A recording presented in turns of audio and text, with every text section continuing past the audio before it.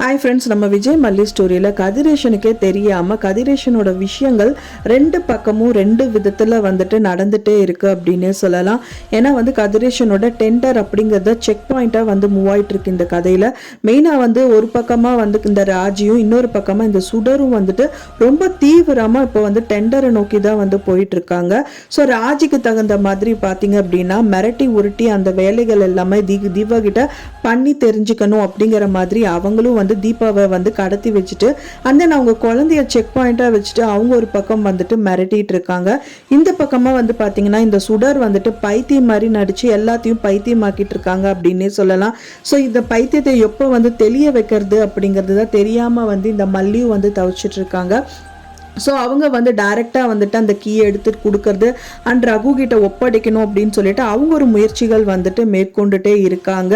ஆனால் என்ன ஒரு சந்தோஷம் அப்படின்னு பார்த்தீங்கன்னா மல்லிக்கு இப்போ வரைக்குமே இந்த சுடரை கண்டுபிடிக்க முடியல அப்படின்னா கூட அவங்க மனசளவில் டவுட் எழும்பிட்டே இருக்கு. ஆனால் பார்த்தீங்கன்னா அவங்க ரொம்ப ப்ராப்பராக பிளான் பண்ணுறாங்க. பட் ஆனால் சொதப்பில் முடிஞ்சிருது அப்படின்னே சொல்லலாம். இந்த சுடர் எப்படியாவது இந்த ரகு கிட்ட அந்த கீயை ஒப்படைக்கணும்னு ட்ரை பண்ணுறாங்க.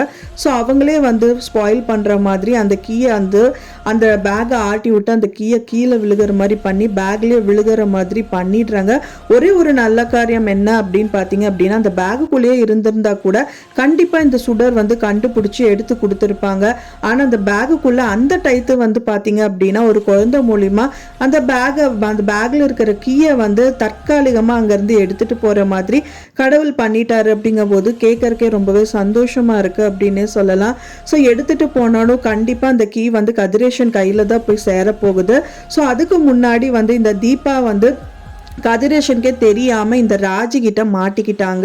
ஸோ ஒரு கதிரேஷன் கிட்ட தீபா ஒரு விஷயம், அதாவது இந்த டெண்டர் விஷயமா கால் பண்ணி கதிரேஷன் கிட்ட உங்க பொண்ணு டெண்டர் விஷயமா அந்த டீட்டெயில்ஸ் எல்லாம் எங்கிட்ட கேட்டாங்கன்னு கால் பண்றாங்க.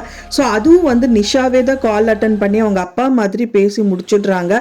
ஸோ இதுல இருந்து அவங்களுக்கு பயங்கர கோவம் வந்துடுது. என்ன ஒரு தைரியம் இருந்தா எங்க அப்பா கிட்டே நீ கால் பண்ணி சொல்லுவ அப்படின்னு சொல்லிட்டு அவங்களை கடத்தி வச்சுட்டு சிங்கிள் பேரண்டா இருக்காங்க இந்த தீபா அப்படின்னே சொல்லலாம். அந்த குழந்தைகள் எந்த ஸ்கூல்ல படிக்குதுங்கிற முதல் கொண்டு எல்லாமே தெரிஞ்சு வச்ச இந்த ராஜி பாத்தீங்க அப்படின்னா அவங்கள டப்புன்னு பலார்னு ஒரு அறை கொடுத்துட்டு நீ இந்த விஷயங்கள் எல்லாம் சொல்லல அப்படின்னா அடுத்த செக் பாயிண்ட் உன் பொண்ணுக்கு தான் அப்படிங்கிற மாதிரி எல்லாம் சொல்லி மிரட்டி உருட்டுறாங்க.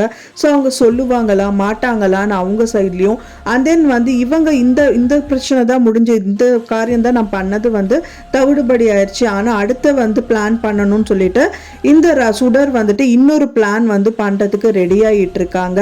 அடுத்த பிளான் சொதப்பலாகுமா அது சக்சீட் ஆகுமாங்கிற மாதிரி நிறைய கதைக்களங்கள் பாத்தீங்கன்னா போயிட்டு இருக்கு.